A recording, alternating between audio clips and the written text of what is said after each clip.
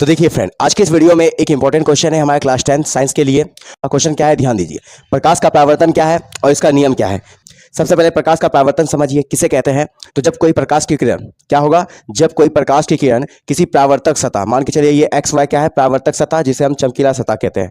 जब कोई प्रकाश की किरण किसी परावर्तक सतह से टकराती है तो टकराने के बाद पुनः उसी माध्यम में या उसी दिशा में वापस लौट जाती है, इसी घटना को हम क्या कहते हैं, प्रकाश का परावर्तन कहते हैं।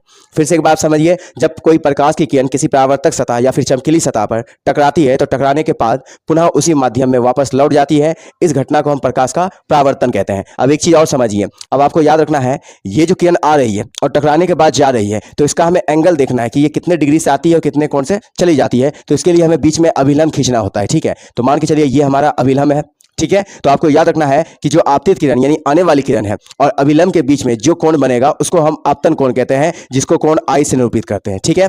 और जो किरण चली जाती है यानी परावर्तित किरण और अभिलंब के बीच जो कोण बनता है उसको परावर्तन कोण कहते हैं, उसको आर से निरूपित करते हैं। तो आपको ये पॉइंट कुछ याद रखना है, ठीक है। क्या बताया, आने वाली किरण को आपतित किरण कहेंगे और परावर्तन के बाद जो वापस लौट जाती है उसको परावर्तित किरण कहेंगे, और इसके बीच में हम अभिलंब डालते हैं। और आई क्या है हमारा, तो आपतित किरण और अभिलंब के बीच बने कोण को हम आपतन कोण यानी कि आई से डिनोट करते हैं। और आर क्या है हमारा, तो परावर्तित किरण और अभिलंब के बीच में जो कोण बनता है उसी को हम परावर्तन कोण यानी कि आर से निरूपित करते हैं, ठीक है कोण। तो ये आपको याद रखना है फिगर में।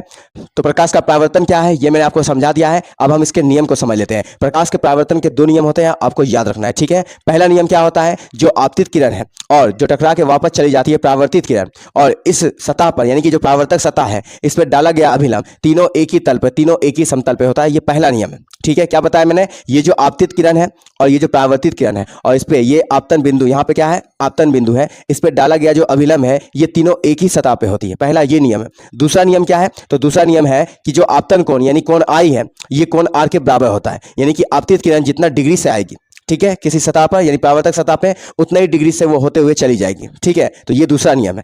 तो नियम मैंने क्या बताया है, पहला नियम है कि आपतित किरण, परावर्तित किरण और आपतन बिंदु पर डाला गया अभिलंब जो है तीनों एक ही सतह पे होती है। ये प्रकाश का परावर्तन का पहला नियम है। जबकि दूसरा नियम क्या है, कोण आई बराबर कोण आर, याद रखना है। यानी कि आपतन कोण जो है वो परावर्तन कोण के बराबर होता है, ठीक है। अब मैंने यहाँ पे लिख दिया है, इसको पढ़ लीजिए आप और याद कर लीजिए। देखिए क्या है, प्रकाश का परावर्तन, जब कोई प्रकाश की किरण किसी चमकीली या फिर परावर्तक सतह जैसे दर्पण से टकराती है और वापस लौट जाती है तो इस घटना को प्रकाश का परावर्तन कहा जाता है, ठीक है। उसके बाद यहाँ पे कुछ उदाहरण दे दिया गया है, जैसे जब हम दर्पण में अपना चेहरा देखते हैं तो वो प्रकाश के परावर्तन का ही परिणाम है, ठीक है। अच्छा, ये तो प्रकाश का परावर्तन हो गया परिभाषा। इसका नियम यहाँ पे लिखा है, आप देख लीजिए। पहला नियम या फिर दूसरा नियम कैसे भी लिख सकते हैं। क्या दिया गया है कि परावर्तित किरण यानी कि जो टकरा के वापस चल जाती है और आपतित किरण जो आती है, ठीक है, तथा अभिलंब तीनों एक ही समतल में होते हैं, यानी कि तीनों एक ही सतह पे होते हैं, ठीक है। और दूसरा नियम हम कह सकते हैं कि आपतन कोण जो है वो परावर्तन कोण के बराबर होता है, यानी कि कोण आई बराबर क्या होगा, कोण आर। और इसका मतलब मैंने बता दिया है, जितना डिग्री से आपतित किरण आएगी उतनी डिग्री से होते हुए वापस चली जाएगी, ठीक है। तो बस आज के